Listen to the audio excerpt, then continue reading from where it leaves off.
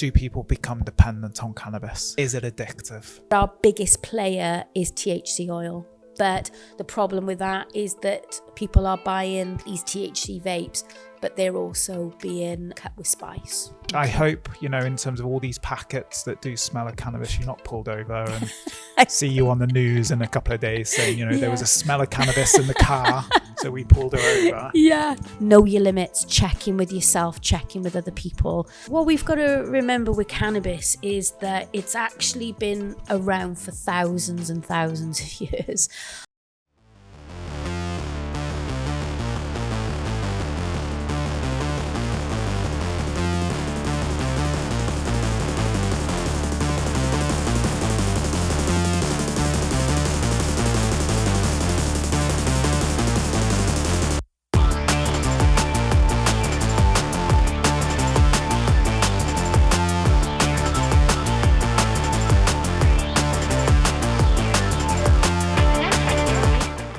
Hello, welcome to Drugs Unwrapped. I'm Rob, and today I'm delighted to be joined by Lisa, who is a trainer with the Gwent N-Gage Young Person Service. Lisa, how are we? You okay? I'm very good. Thanks for having me on the podcast, Rob. That's all right. No, thank you for welcoming me to Newport. Yes, sunny Newport, not. Sunny Newport, yeah. So today's topic is cannabis. Yep.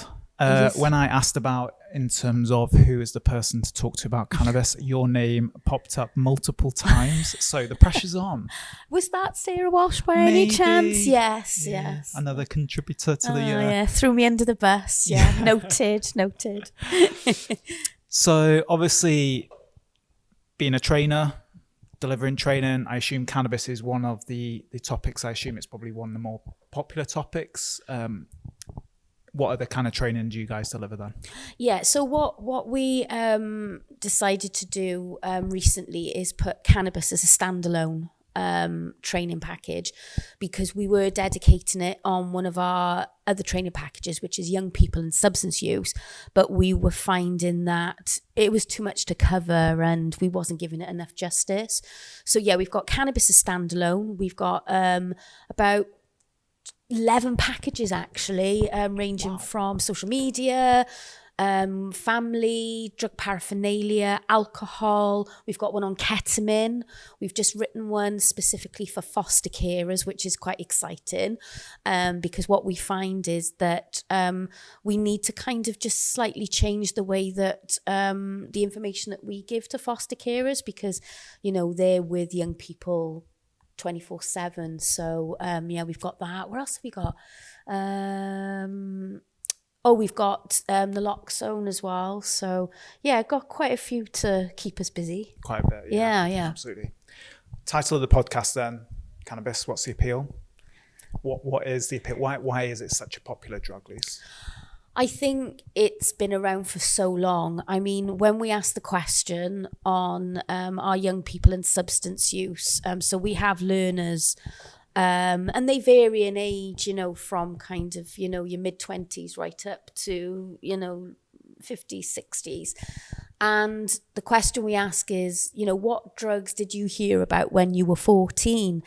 And, younger cohort, older cohort, cannabis always comes up. It's always been around. And also I think now, because of the different legislation that we're seeing in certain countries, and especially America, there's lots of social media around it. So I think we've always used that word normalized, but I think even more so now, because we're in Pill Newport at the moment, and very often see people kind of openly smoking it. So yeah, I just think that we've normalized it, and we've come to that kind of evolution with it now. Do you think there's just a general acceptance then that cannabis is just part and parcel of society, I guess? I think so. I mean, when I was teaching in schools many moons ago, young people, they would say funny things to me like, my uncle, it was always the uncle, my uncle told me that it's okay to grow 2 plants and that's legal. Okay. And it was kind of a funny, let's call debate that we would have with young people. but I think I think as much as maybe smoking is, you smoke it, so cannabis is no different, because you see people kind of, put it in a spliff and smoke it. So yeah, maybe it's normalized because of that. Yeah. So I guess before we get into the crux of things, I think, it'd be worthwhile just very briefly kind of like discussing what cannabis actually is, how do people take it, and ultimately why then people take it, like what the kind of effects and benefits. So firstly, like, what is cannabis? Yeah, I think what we've got to remember with cannabis is that it's actually been around for thousands and thousands of years. And it is a plant that has been used medicinally. And what we're kind of seeing now is the plant, for want of a better word, being pulled apart and being studied to see what the different components can help with what. And those components, in terms of kind of medical terms, are called cannabinoids. So cannabinoids are the active part of the plant. So I'll just mention the two popular ones here, which are THC and CBD. So THC is the psychoactive part of the plant, and that's the part that I guess will get you high. And in the UK, any product with THC in is illegal. But then we've got the CBD part of the plant, which doesn't get you high, but is used for medicinal reasons. And you will see CBD products on the shelves in the UK. That's always been legal as well, hasn't it, CBD? Yeah, so CBD, I think you can have a trace of, 0.2% THC in the product. It's a bit like what the way I describe it is with decaf coffee. You've always got a trace of caffeine. You do. I know. They're telling us lies. It's Lise. sad times, Rob, because I love coffee, right? But I'm not going off a bit here, but I love coffee, but it gives me really bad headaches. So I did try decaf, but it's because it's still got that trace and I'm that sensitive. So when you've got things naturally occurring that don't contain it, so like chicory root or dandelion root, they can kind of pass that as caffeine free because it's never had caffeine in it. But when you're talking about cannabis, there's a plant called the ruderellus. So the ruderellus it has hardly any kind of THC in it. So you would never be able to grow that plant to get high. The ruderellus you're kind of using for things like materials, or you buy hemp that you can put on your cereals, etc., which is like a supplement. But CBD is isolated in this country, so there will be no trace of THC in it. Right. Okay. In terms of CBD products, then, are they any good?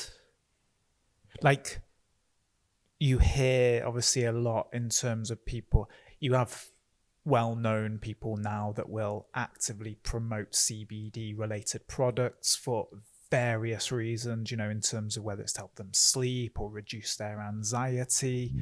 But then I haven't looked into it for quite some time because I used to deliver training around cannabis years ago, and I have a terrible memory and I can't remember anything anymore.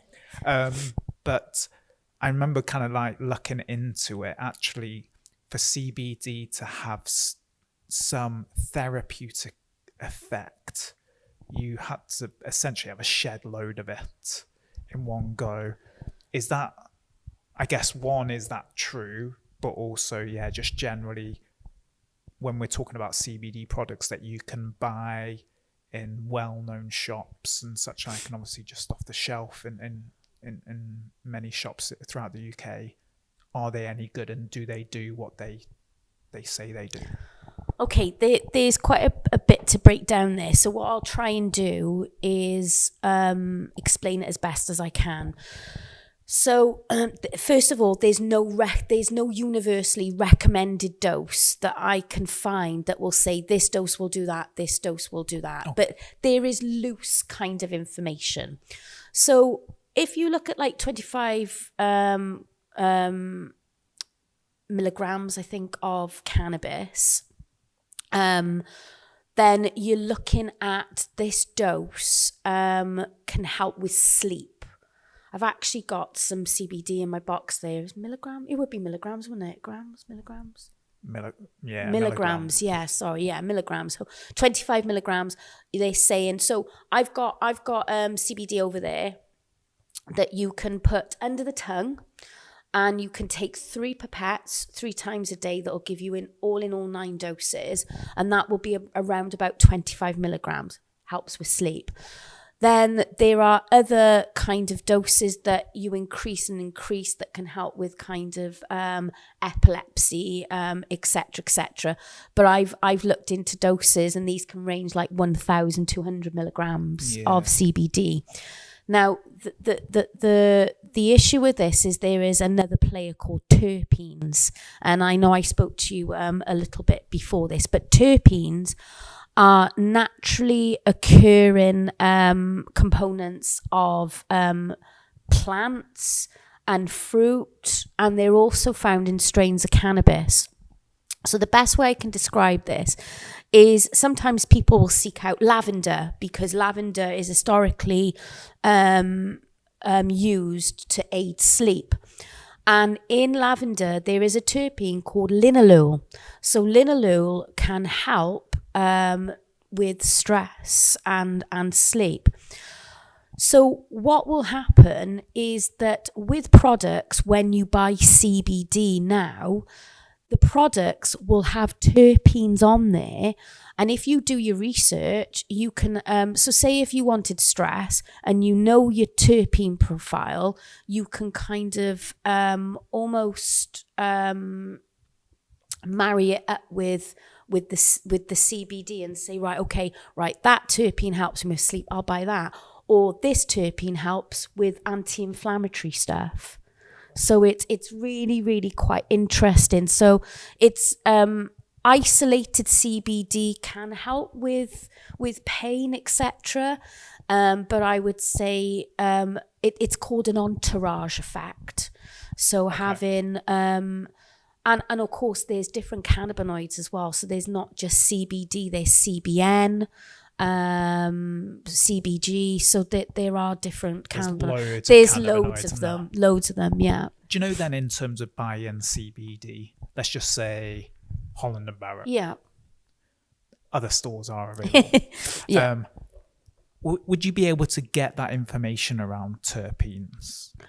Is that something that people can actively go and seek out if they did want to go and buy CBD at their local Holland and Barrett shop and go, okay, well, this has got this terpene in, or this quantity, or whatever? Is that information available? I'd like to think it was from the people who kind of worked there. But again, I mean, with all the products on the shelf, I mean, they probably know the basic stuff. You know, it's like, you know, you can have St. John's worts for anxiety. So they'll probably say, oh, yeah, St. John's worts is really good, etc., etc. I mean, I wouldn't know that actually, because you've given me a bit of research now, Rob, to do. But I can't. Bit of work to do. Yeah, bit of work. Thanks, Rob. But Lou, I'm sure she won't mind me telling you this, but she's gone and looked at CBD for a member of the family for sleep. And when she went into the certain shop, because we teach about terpenes, the assistant said, yeah, this is really good for sleep. And when Lou looked at the terpenes actually weren't kind of erring to the side of relaxation or helping with sleep. So, and as well, there was a few things that weren't clear that the assistant was given with that information. So, I mean, if you're going to go to people who kind of like clinics, private clinics that do this, and I know there's some in Cardiff, they should know this information, absolutely. Yeah. I can add that there is an online shop that is based in Caldecott in Gwent that is called Terpenes UK, that actually just specialise in terpenes. And these are legal because they're naturally occurring. Yeah. So. Like you said, they occur in Yeah, a range of flowers. Lemons and flowers and trees but it's just knowing what terpene is right for you, and you just have to do the research with reputable sources. Yeah, I guess we can kind of go on a little kind of rabbit hole really in terms of the medicinal side of things, because obviously you can get cannabis on the NHS for specific things, certain forms of epilepsy and MS as well, isn't it? But it's, as far as I'm aware, it's very restricted, in terms of... Yeah, I mean, again, in terms of epilepsy, there's probably a handful of people in the UK that are actually being prescribed it on the NHS. Yeah.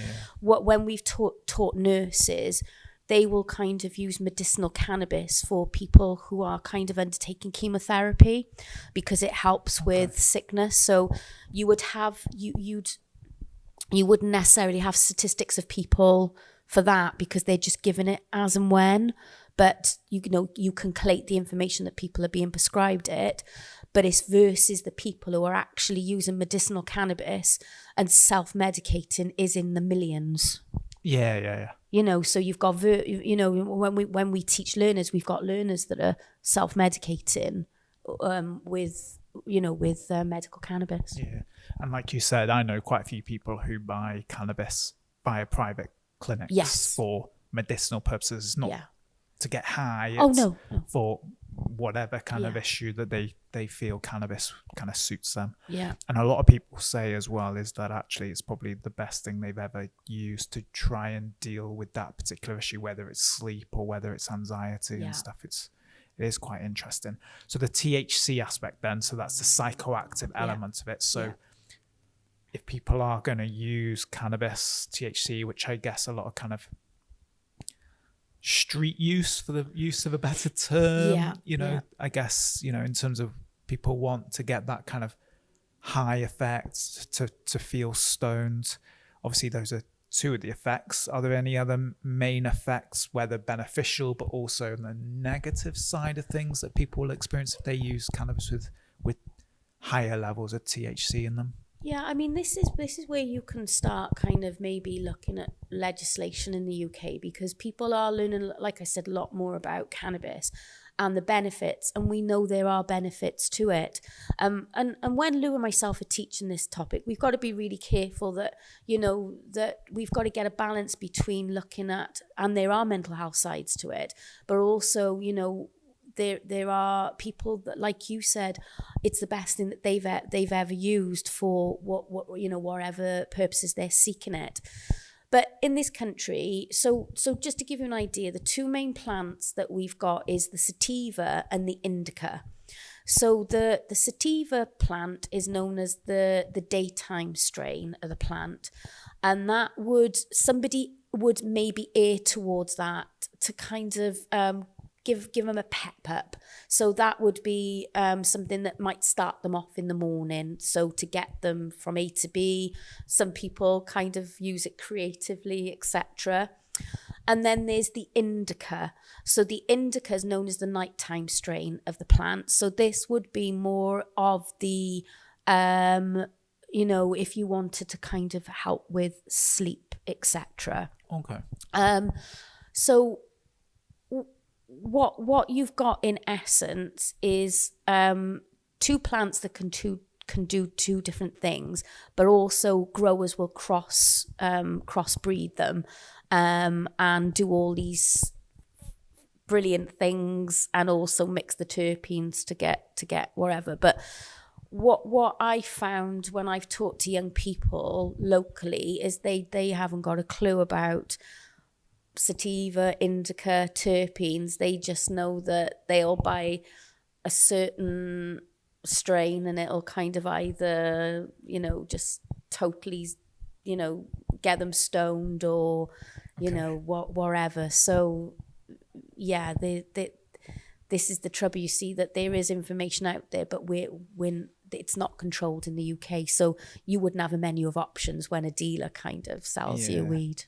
get a bit of purple haze, Yes. and you're done for the day. Yes, you're done for the day, but Yeah. purple haze can look very different to a kind of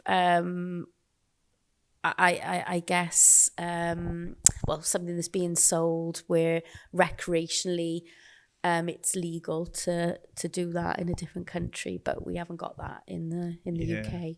I mean, we should mention Amsterdam, really, if we're on a cannabis podcast, to be fair. But we've had learners that have gone to Amsterdam, and I had a really funny learner. She went for her 60th birthday, and she went for the purpose of trying cannabis, and she thought Amsterdam was the best place to go to. Yeah. So just to put it out there, in Amsterdam, it is still illegal, but it is confined to just the cafes within a restricted area within Amsterdam. And if you smoke or use outside of that restricted area, then you can be arrested for using. You can't use it out on the streets. It's got to be in the cafe. Anyway, so she went into this cafe and she said to the person behind the counter, I've never used it before. And the person sat down with her and said, okay, so what are you looking for? What kind of effect do you not want, and what kind of effect do you want? And she told him of the effect that she wanted. So they went through the profile, so the plant, and I'm sure they must have gone for an indica because of it being a bit more mellow. Then she said, yeah, I remember the terpene profile. So they went through the terpene profiles and the amount, and she said I had exactly what I wanted from that experience, which was lucky. I mean, I know not everybody's going to have that experience, but yeah, she said it was wonderful and she wanted to go back. Wants to go back. Maybe try the mushroom milkshakes as well, is yeah, that? Maybe, yes, yeah. She'll get a bit more confident the next time she goes back. But yeah, it's important to know it's not actually legal, is it? No. Decriminalised, isn't it? It's worse, yeah. And I remember reading ages ago, again, this is going back years ago. I sound like one of these people now, at least, like back in my day. Getting old now, Rob. Yeah, I know. But yeah, they looked at trying to make it illegal, full stop, for tourists to buy cannabis. Yeah, I think when they did their analysis and stuff, they thought, actually, it's going to hit our economy too hard. So, because you can imagine a lot of people, when they go to Amsterdam, that a good proportion of them are going there for that purpose, as well as the beauty of the city, of course, and the tulips, the windmills and the cycling and the tulips. But yeah, I've never been to Amsterdam myself. No, I'd love to go. Yeah. But yeah, if I do go, it isn't for it doesn't. Cannabis, do you know what? It's, along with steroids, it confuses the hell out of me. Like, it's just, I don't know. Yeah, I've never been able to get my head around it. It's quite interesting you say about steroids, because, I mean, I could never get my head around steroids. I remember once I was asked to teach a segment on it, and I thought, okay, I've got absolutely no idea about steroids, so I'll teach the bare minimum. And as you do, I went on a forum, and I think I lasted about half an hour, because I just think I needed a chemistry degree to understand what they were all on about. But fair play, I did go on a reputable site. But the more I'm learning about cannabis, I think it is that analog of different things that make up, what you might need from the plant. And I'm not sat here today and saying, because some people might listen to me talking and think, oh, but you're not talking about the mental health.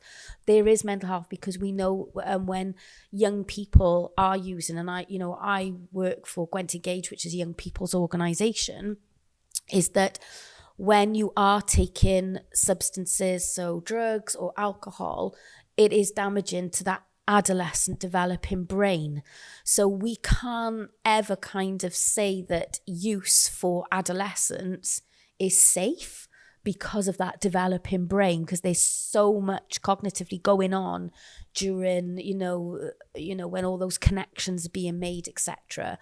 And in terms of brain development, up to 25, they're saying the brain is matured, but now looking at neurodiversity, that might be a bit later again. Okay. We are really talking about this when the brain is, I guess, fully formed, etc. So we do have to kind of recognize that adolescent use, even if it was legalized in this country for recreational use, it should never be for under 25s anyway, because of the developing brain. Yeah, absolutely. On that note then, when people do come into services like Gwent N-Gage and they are seeking support around cannabis, what do young people often present with in terms of the negative aspects from their use? So obviously you talked about mental health. Is that quite a large proportion of what young people are wanting support around from what you know? I mean, I don't, I'm not a caseworker, so I'm not teaching, I'm not working one-to-one, but, it's just what I hear from learners. But the things I hear about are maybe breakdown in relations. So that could be with family. It could be dropping off from school activities. And, we're very lucky that we work with CAMS DAT, so the CAMS Drug and Alcohol team in Gwent. That's Children and Adolescent Mental Health Service, yeah? Yes, Rob. So, we're lucky to kind of have those links with CAMS DAT. So they are, working around the mental health side of that. But, we go back to that brain development, and it's crucial that young people are made aware that even though this plant can be quite fantastic, it's almost like we have to kind of do a bit of a U-turn on that for adolescents and say that, because there's motivation as well, not bothered maybe to get up, a lot things can drop off, but that's what I hear from learners, and probably not giving the best answer because I'm not a caseworker, but they're the kind of usual things that I hear from learners. Not so much violence or maybe linked to youth justice or wherever, but motivation, mental health, etc. So quite a lot of the negative effects then from cannabis come from the social element then. So it's not purely just a health related thing. Because I think, I used to be a young person's worker, and, and obviously, as I mentioned before, would deliver training on cannabis and such like. And a lot of the negative implications, what people would report back was the social aspect, and the impact that it has on their lives. Like you said, with relationships, that lack of motivation, is quite incredible really for some people from there as well. And I think it's also worth noting that cannabis, to a degree, we talked about the medicinal side of things, but obviously then from a recreational aspect of it as well. It's no different really to most other drugs. You look at heroin, for example, heroin is used daily in the NHS in hospitals, so it's, got that medicinal side of things. Ketamine, is used medicinally, so it's kind of fitting in really with most other drugs, in terms of that it's got that therapeutic value to it. But, and I remember reading an article a little while ago, even just a couple of years ago, and it was written by somebody in Wales, that, Wales could become a drug-free country. And I'm like, you don't want it to be a drug-free country, because if you do, you're going to get rid of alcohol first and foremost. People aren't going to be happy with that. No. But then if you get rid of drug, well, you're not going to have any medicines. Exactly. But anyway, I digress. No, it is so interesting. I mean, I could talk about it all day, hence that perhaps that's why I was asked to come on this podcast. But I think, the one thing the reason why I like working for Barod is we listen to people and we listen to the reasons why they use. And yes, there are benefits, but then sometimes we just have to talk about that harm reduction with them as well. So. Yeah.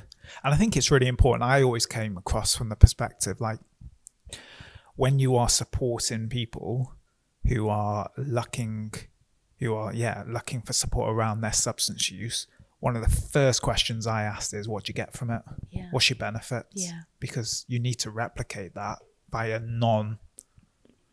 ideally non-high risk behavior. Yes. If you are using it purely to get confidence, or to have it as a social lubricant, then we need to look at ways of how you still get that once you've stopped using that drug of choice. Big question, Felice. Go on. Do people become dependent on cannabis? Is it addictive? Because that is a question, I think, throughout history, where people have debated it left, right and centre. Yeah.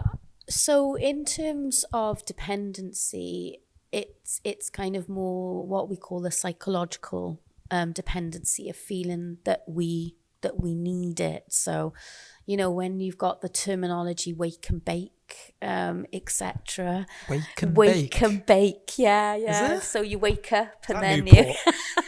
it might be, it might be, but yeah, it all happens in Newport.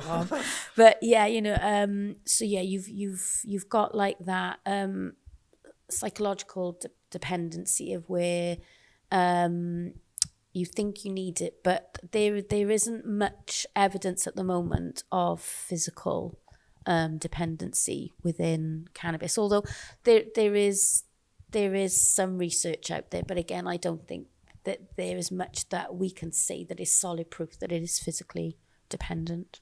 So they're not going to, if they stop, they're not going to feel like, say, somebody who uses withdrawals. Alcohol or heroin, you don't have those physical withdrawals. Yeah. It's something a lot of people experience when they came off synthetic cannabinoids, which I think it's important to say that the two, synthetic cannabinoids and cannabis, are just completely different drugs. Yeah. Okay, they're based on cannabinoids, but they are completely different. Yeah, I think, so that's a really good point. So with physical dependence, and, Rob, you've just explained that, when you take certain drugs like alcohol or opioids, you will have a withdrawal. So heroin might look like sweats and kind of like that kind of flu-y type symptom shakes. Alcohol is super dangerous because you can have seizures, fits, and that can lead to fatalities in extreme cases. I think when I've done research into the physical sides of cannabis, it would be more about just like the anxiety that you would experience, because if somebody's taking the drug to help with anxiety, when they're not taking it anymore, then they're experiencing... Is it worse then? It can be. In terms of, like, say if it was, before they started using cannabis, it was 5 out of 10 in terms of their anxiety. They use cannabis and they're like, oh, my anxiety is now down to 0 or 1. But then when they stop, their anxiety is now 8 out of 10. Is that... I mean, medically, I wouldn't be able to answer that from that perspective. But again, from research and teaching, in the first instance, it might feel awful because, imagine you've been taking something for a long time and you've just been used to feeling a certain way. You take that away and that anxiety, you're going to be through the roof of it.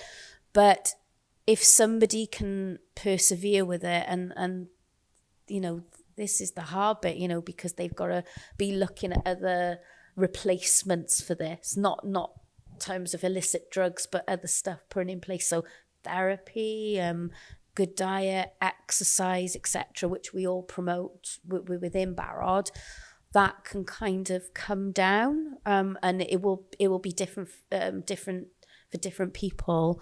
But I would say in the beginning it will probably be pretty tough for somebody, that takes for anxiety. So yeah, like you said, maybe they took it in the beginning because they were a 5, they stopped taking it, it might be a 10 because that's all they've, but then eventually getting it out of your system, rewiring the brain, which is super hard when you're because what we do as adolescents is, we're hardwiring the brain, so all those kind of connections are kind of in place. They're solid. So when you think of an adolescent brain, an adult brain that's been hardwired, it's really hard then, isn't it, to kind of unwire it and rethink. I mean, I've never kind of caseworked adults, but I can only imagine how hard it is to casework an adult who's been using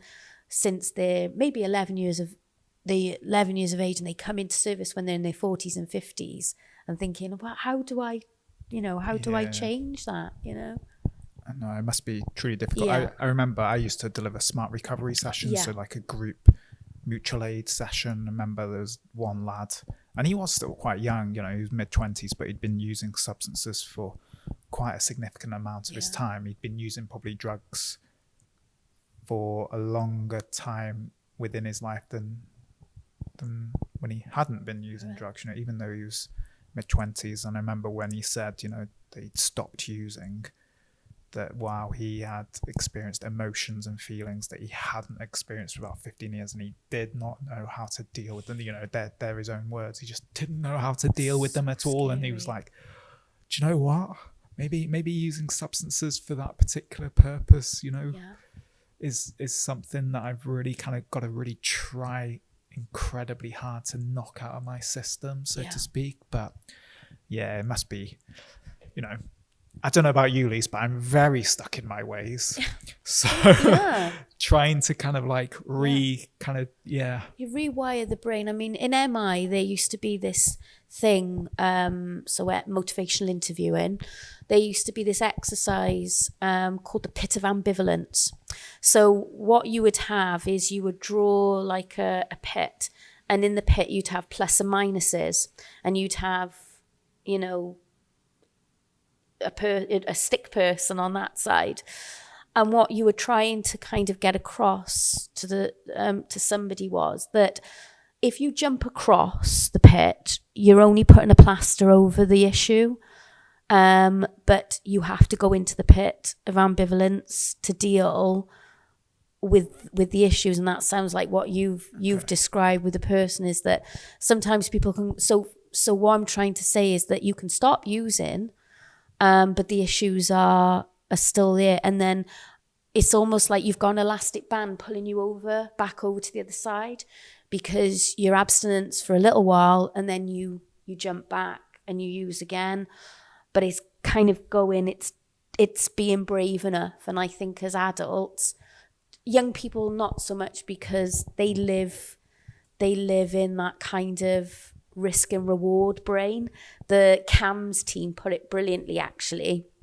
They say that when you're working with adolescents, you're working with the downstairs brain instead of the upstairs brain, because the prefrontal cortex, which is all to do with our kind of reasoning, is not fully developed, but our nucleus accumbens was all to do with kind of fight or flight, etc., and risk and reward. We have to work with that downstairs brain, but that they kind of wouldn't get that pit of ambivalence, because they'd be like, what is that? I don't understand about all that. But with adults, they do, but it's scary. They understand what's in there, but they just don't want to go in. It's brave, isn't it? It is brave. Yeah. Yeah, no, fair play. People who do that, and kind of take time to look at, within that pit and try to. Yeah, I can do it. Yeah, I mean, I don't know. It was just a thing that was, we used to use years ago, and I suppose that terminology is not, but it always stuck with me that I always used to reflect, and you go to supervision, and you do, like you said, how brave people are to kind of delve into that. I'm not gonna lie, Lise, it does smell a little bit of cannabis in here. You're welcome. Not because we're cheekily having a joint or anything, but you've actually got quite a few different packets that essentially people may buy cannabis in. So long gone are the day where people would just get a transparent packet and you'd be able to see the cannabis in there. You've actually got a load of packets which look like packets that people would have bought legal highs or new psychoactive substances, for the other terminology, go over a decade ago. And additionally, they also look like sweet packets. So one of them is called Haribo's. Yeah. Shall I hold that up to the camera? You can hold it up to the camera. So yeah, so for those listening, it just looks like a Haribo packet that you would just buy in Tesco, but it's called Haribo's from there as well. So my question is, how and why? It's a good question. So just to put out there, the clear packets are still a massive thing. Excuse me, these are kind of what we would call bougie dealers, I suppose. Bougie dealers. Because so these are called Cali packs. Okay. And you can buy them on British websites. And what they do is they've got an array of these Cali packs, and you can either buy the ones that they've got on their website at the time, or you can have your own designed as well. Wow. But they are, I mean, they're quite expensive. So, I mean, you know, a clear baggie is far cheaper than these. But if you kind of want to appeal to a certain market, maybe a younger market, I would say. So if you want to get maybe, it sounds really sinister, but if you want to get maybe younger children into this is a bit more appealing than a boring old button baggie, as I call them. Yeah. And now, we were having a look at these before we were recording this, and I was having a kind of bit of a sniff, you know, and they, you know, some of them really do stink still. So when people go onto that website that you mentioned, they're just buying the packets. They're not actually buying the drugs in the pack. They're literally just empty packets that they're buying. Absolutely. And then essentially then people would, when they bought them, they would then put the substances in and sell. So where would young people potentially, or well, I say young people, where would people then buy the drugs that are within these packets? Are they online? Are they on like social media, via the dark web, stuff like that? All of the above, I think. I mean, so the dark web is a thing, but we don't get many young people accessing it. Okay. So if young people are buying drugs, they're either accessing it via Snapchat mainly, or through Telegram, which is another kind of social media app, messaging app. But also I've done a lot of research recently on Discord. So Discord is a kind of one-stop shop for gamers. But there is a big kind of community around substance use on there. So not necessarily I think they are buying drugs via Discord, but they might know about the Cali packs and stuff via these platforms. But yeah, if you think about it, if you kind of, so this is a business for people, right? And it's just like any social media page. They want to make it look nice. So it's, to coin a phrase, it's Instagrammable. So what they'll do, if you put all these on there, they look really funky. And me as an adult, you know, I found these on my dog walks when I've been running. I live in Cardiff. I think I'm a sucker for something that looks quite nice. I mean, that looks like GTA, Grand Theft Auto. Yeah. So I think a younger brain would think, I'd rather have weed from there. It looks less sinister than maybe a bag of weed that's just in a clear. It plays into your psyche as well, I think. But essentially the products could just be the same. So, I mean, okay, so if anybody's interested, there's a website called Leafly. And Leafly is American based. I can actually smell that now. I can. They stink. Yeah. They do. Good job you don't get stopped in your car. Well, I mean, one day it's going to happen, isn't it? But Leafly is a reputable site that is based in America. And you can go on there and it will tell you about the different strains. But like I mentioned before, it'll tell you the cannabinoid profile. And what I should have mentioned before is cannabinoids as well can interact differently with terpenes. So some terpenes can heighten the cannabinoid or lessen the cannabinoid. And this is where we get really kind of into the technical side of it, which I don't even know enough about. Okay. But what Leafly will do is give you the main cannabinoid and the main terpenes. So on Leafly, which is a reputable site, LA Street Heat might say the cannabinoid and the terpene and the reason why people are buying this, because it might help with. But on here, I mean, have a look at it, Rob. Can you see any cannabinoid or terpene profiles on that? No. So it's just aesthetic, isn't it? Yeah. It's just aesthetic. It just gives, you know, warnings. Maybe possessed or consumed by persons 21 years old. Yeah.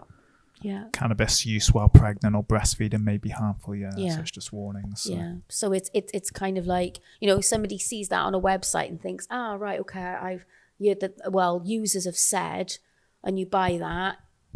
Anybody could be putting their product in that and be calling it LA Street Heat. LA Street Heat. Yeah. And it does it just reminds me of Grand Theft Auto. Absolutely. Yeah. You've got kind of like what does that look like? Got loads is going on in Cardiff where you live. It's going down, honestly. You've got Robo Trip as well. Robo Trip. It's a new one. Yeah. Wow. And obviously there's one in there as well with Bob Marley on. Yeah. It is Bob Marley, isn't it? Yeah. Yeah. He's still going strong. There we go. You couldn't have one. Oh, and this TR on there, which you've got a few initials going on some of these bags. Their date of birth. The address, they what 3 words location. Absolutely. Wow, yeah, it just reminds me of illegal highs like a decade ago, and I would see those packets all the time. I was delivering training at the time, you know, and I'd be a bit like you. I'd be like, ooh, lovely, a packet. Yeah, you know, it's like just Christmas Day. Yeah, absolutely. Just to say that if you're going into dispensaries, so dispensaries in America would be where they're medically trained to be able to kind of, you know, give advice. These would be found in America, but they would be in your corner shops, you know, like the legal highs used to be, just on a stand. But if you go into a dispensary, probably not look like this, but they would be in a tub. Right. Not so brightly coloured, probably just like a boring little cream tub, but it would give you the profiles on there. So dispensaries mainly kind of tubs, but the like if you go to New York, apparently the city just smells of weed. Yeah, a couple of Lou's been there, and a couple of people I know. Yeah, it's just they were glad to get out of the city because it was. But you know what? I don't think in terms of how these are marketed, it's nothing new. I always go back to WKD, how that used to be marketed. Yeah, absolutely. May or may not, just in case they sue me. Yeah. But, I was going to mention another brand of alcohol that may be doing that at the moment, but we won't for legal reasons. But if you know, you know. Yeah. Very briefly, can I ask you about concentrated extracts? So shatter, wax. So I think a lot of people, when they think about cannabis, they would think just the very well-known kind of birds, leafy kind of green products. But these shatter, wax, and I'm sure there's others, you know, that come under that. They do and can look very different. Yeah. So what are we talking about then when people talk about kind of concentrated extracts like shatter? Well, the way that, I teach this is when you think about concentrated, it is what it is on the tin. So say when you buy squash and you buy concentrated squash, it's stronger than what your equivalent would be. So say Robinson's, you've got concentrated, and then Robinson's, you've not got concentrated. So it's 3 times the strength of the wherever. But in these cases, they go through a process of extracting. Oh, this is where we kind of get a little bit technical now. But on the cannabis plant, you've got things called trichomes. And trichomes are the resin glands of the plant. They're up close. They're kind of little bulbs that contain all the active ingredients. So to extract all of these, they go through processes by using either isopropyl alcohol, butane gas, or CO2 extractions. And these machines, so when I've done research in America, these machines of extracting these trichomes, they're pretty heavy industry stuff. So what they do in essence is by extracting them and adding these different elements, they're making these products, the potency really, really high. So say, for instance, shatter, which is the one of the highest potencies of a cannabis product, can be up to 85-90% potency, 90 potency. Wow. Then your THC oils then about 60%, etc. So how would they consume shatter then? So as far as I'm aware, and I'm sure it may come in different forms, but it kind of looks like a gold glass kind of. So how would they obviously don't put that in a joint? No. So what would happen? It looks like a bong, but what you've got, so shatter when extracted is quite sticky. Okay. So what they would do, they would get a piece of shatter, and then on the bong type, what would we call it? Equipment.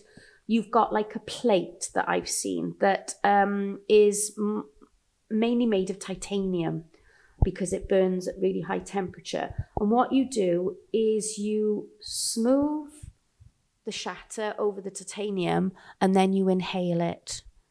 So you kind of like heat it up. Vape. Yeah, like vaporize. Vaping. Yeah, vaporize it. Yeah. So like when we were first teaching and when they're called dabbing rigs, if anybody wants to look them up. Yeah. Yeah. Okay. Yeah. Dabbing rigs. So they were plugged in because of the titanium plate.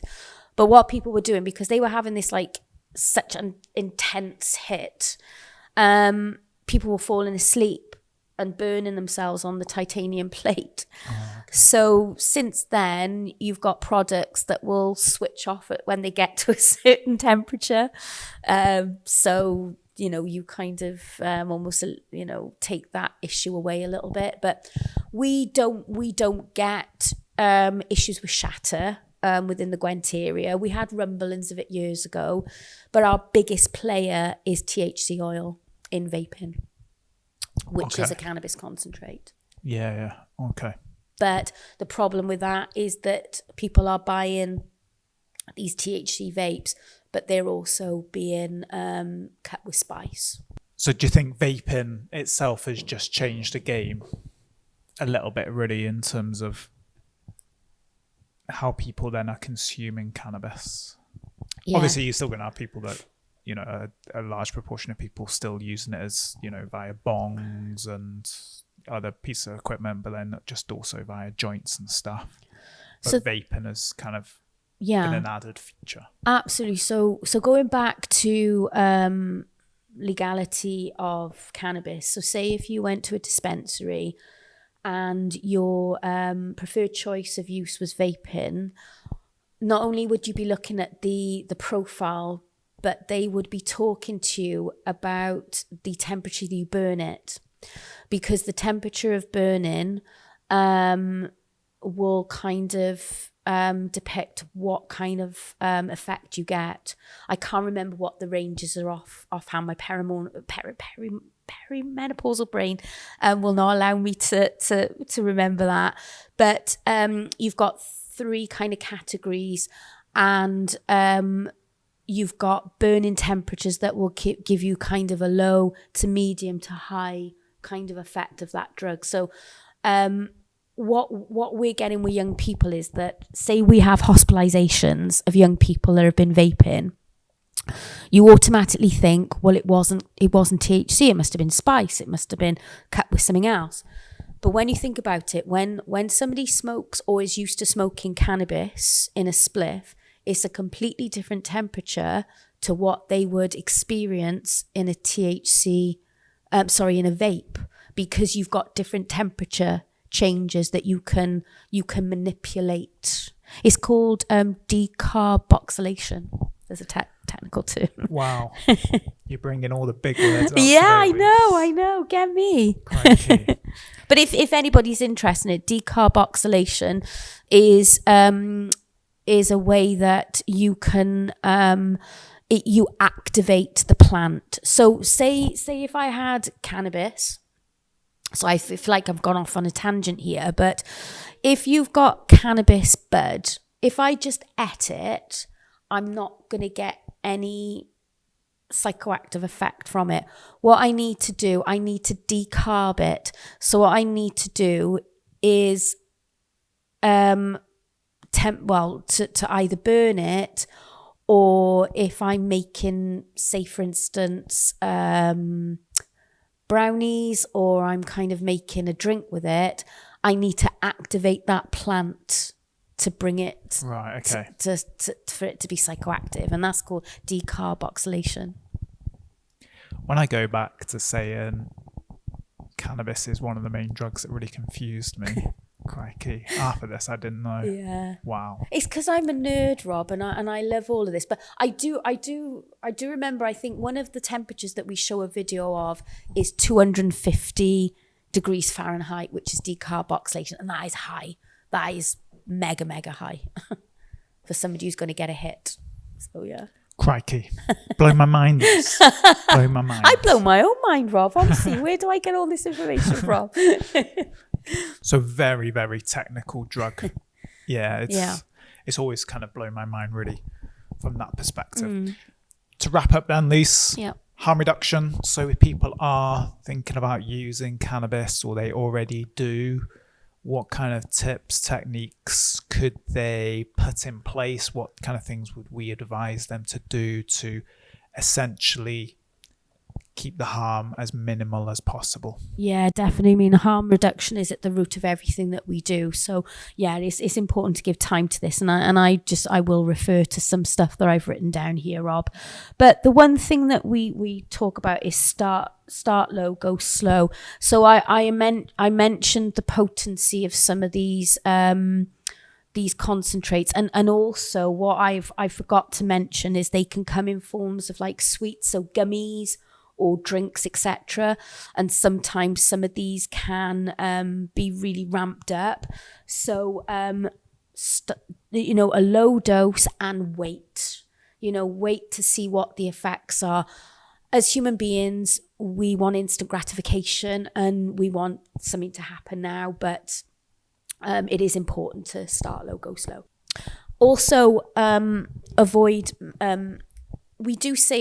mixing with tobacco, because we know the harms of that, and we know tobacco physically can be addictive. So we tend to say try to mix with tobacco, but again, we'll go back to those low doses with it, so you're not going to totally fill the spliff. I was going to ask, in terms of with tobacco, my understanding has always been that people mix it with tobacco for a couple of reasons. One, to bulk the spliff or joint out, but also to keep it alight. Yeah, because cannabis can you're forever seeing people relighting. Yeah, and it's because the tobacco allows it to keep it's all the chemicals in, isn't it? Yeah, for longer. Yeah. Is that? Well, yeah, because I mean, tobacco has got so many chemicals in it that it's, that's what's happening. But yeah, no, you're absolutely right to bulk it out. Yeah. So just to be aware then, if you're not mixing with tobacco, that don't go kind of substituting it with even more cannabis to get absolutely. That's a really important thing, so that we have to look at how we reduce that risk. Watch the frequency as well. So what we would be saying to somebody is, are you weekly wanting to use more? So that we've got to kind of look at tolerance with that as well. Don't drive. I mean, I laugh like that should just be like normal, but yeah. I used to do Mega Drive in colleges, and one of the Mega Drive is when they're first year of college, they do a safety awareness with driving, And Kath, who you interviewed yesterday, still does it. But young people honestly used to say, not all, but my driving is much better when I'm smoking cannabis. So don't drive. A lot less self-conscious. Yeah, I've got nothing more to say on that. But yeah, the sensible viewers of us will know that I don't need to. I think as an older sibling is to kind of make sure that especially these products are not in plain sight, so store safely. So if you're kind of going to have these, don't have them lying about for younger children to pick up, because that looks like sweets to a younger child. So the packets and stuff we were talking about before, Yeah, definitely. Your mental health. I've talked about adolescent brain development and how any drug during the adolescent brain development can kind of, interfere with those developing pathways. And we know that it can bring on anxiety, depression, psychosis. Know your limits, check in with yourself, check in with other people. If you are feeling that things are starting, that you are starting to develop some of these symptoms, please talk to somebody about it, because, we don't want anybody to kind of feel worse about it, because I'm guessing they're taking this drug not to feel this way, but we know that some drugs can exacerbate the problem as well. Avoid using alone. So anything, if you do use alone and something happens, then you've got somebody around you. There's a little phrase in the industry, especially with psychedelics, called a trip sitter. Trip sitter, yeah. So if you're taking psychedelics, you would ask somebody to be your trip sitter. So this is somebody to look after you. Probably wouldn't apply to a lot of drugs, but just ask that friend who doesn't to just sit with you and kind of make sure you're okay. And hydrate neat. So your blood sugars obviously crash, so you need to kind of eat afterwards, drink. And I think that, I know it's hard, but if you're going to be using drugs, is to try and maintain as healthy a lifestyle as you can. So that's by, exercising your body, exercising your mind, and eating healthily in between. Because, that's going to help with recovery of anything, cannabis and any drug. Yeah. And as well, a big one is when you do, if you do smoke, and when you do, is not to hold it in your mouth to get even more THC and stuff into your system. It's because literally as soon as you smoke, it's in. It doesn't matter then, anything after a second or two, anything after that, all you're doing is doing more damage to your kind of your mouth and stuff like. So that kind of myth really, that if you hold that smoke in your mouth that you're going to get a bigger and higher effect, and that's just not the case. So I think I would invite anybody now that if they want to disprove what we've said, that they can't, because if you just hold your breath for long enough, you're going to feel dizzy anyway. So and that's exactly what they're doing, is just kind of displacing oxygen from going into their body. So it is a myth about kind of holding it in, and all you're doing is more damage to the lungs, because that's kind of it's going nowhere, just circulating. And I like busting that myth, Rob. Thank you. The one I struggle with in terms of harm reduction as well with cannabis is not sharing paraphernalia, like bongs and passing the joint around. The only reason why I struggle with it is, and again, this may just kind of be my old thinking, but I always associate cannabis as being a very social drug, and actually it's quite rude to not pass the joint, so then it's, I struggle with it purely based on, that unfortunately that's just something that does happen, in terms of those social situations and stuff like that. But not to share,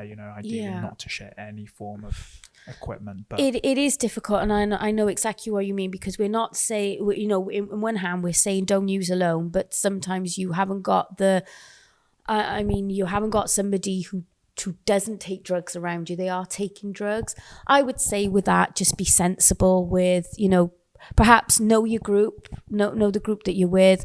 I mean, if they've got kind of, any visual sores around their mouth, or if you know that they've got colds and anything, really, just be sensible with stuff like that, because, you could get mouth sores and all kinds of horrible stuff, but just be sensible with it, I suppose. I'm putting you on the spot, Lise. That's all right. Final question. Go on. And I guess it's a little bit of myth. Or it may come into that category, I don't know. But do you know if you've got a trip sitter and they're not using, but all the other people are, can they get high from the passive smoke? Yeah, I mean, there is something within secondary smoking that you can. So years ago, again, going back to when I used to do the mega drives, hot boxing in cars, etc. Yeah. So you'd have the driver that wouldn't smoke, but people were hotboxing, and the police would say when they do the kind of drugulizer, they used to call it, the roadside drug testing, that sometimes there was enough trace of THC to say that they had been using cannabis, when actually they hadn't. They'd just been secondary smoke. I guess it goes back to when you used to work in pubs years ago, that when they used to smoke in pubs, I never smoked, but I worked in pubs, and honestly, like, my lungs would be heavy with smoke. So yeah, it depends on the strain, it depends on the environment you're in. I mean, if you're in ventilated, maybe, I mean, we're all right at the moment. We got lots of packages of cannabis, and I think we're all right at the moment. But if you're hotboxing, then yeah, I think you could be at risk of getting a bit high. Fab. I know there's quite a lot we just haven't focused on, or we've very quickly kind of gone over and stuff like that. Have a part two. Yeah, definitely. I think so. I think there's so much to cannabis. We can go on, for a little bit more while. But yeah, Lisa, thank you very much. I hope, in terms of all these packets that do smell of cannabis, you're not pulled over and see you on the news in a couple of days saying, there was a smell of cannabis in the car, so we pulled her over. Yeah. I used to be the same, when I used to do training, all the paraphernalia in a bag in the boot of my car would just stay there, Absolutely. Have crack pipes, grinders, bongs, I'm not quite that bad. I mean, I am known as the cannabis lady in Gwent N-Gage, where I do bring it in and, kind of like, if I find it, bring it in for testing to Wedanos, etc. But it's all education. Absolutely. Saving lives. Yes, exactly. Absolutely. All in the name of education. And harm reduction. Yeah. Lisa, thank you very much. Thanks, you Rob. have blown my mind. Yeah, it's been brilliant. Thank you. Oh, thank you. I enjoyed it. And to everyone else, we will see you soon. Bye-bye. If you have been affected by any of the issues discussed in today's podcast, please reach out. Barod have a free and confidential live web chat service that is available 7 days a week on our website at barod.cymru, where you can chat to a trained support worker. Alternatively, you can contact Wales's National Drug and Alcohol Helpline, Dan 24/7, either by calling 0808 808 2234 or text Dan to 81066.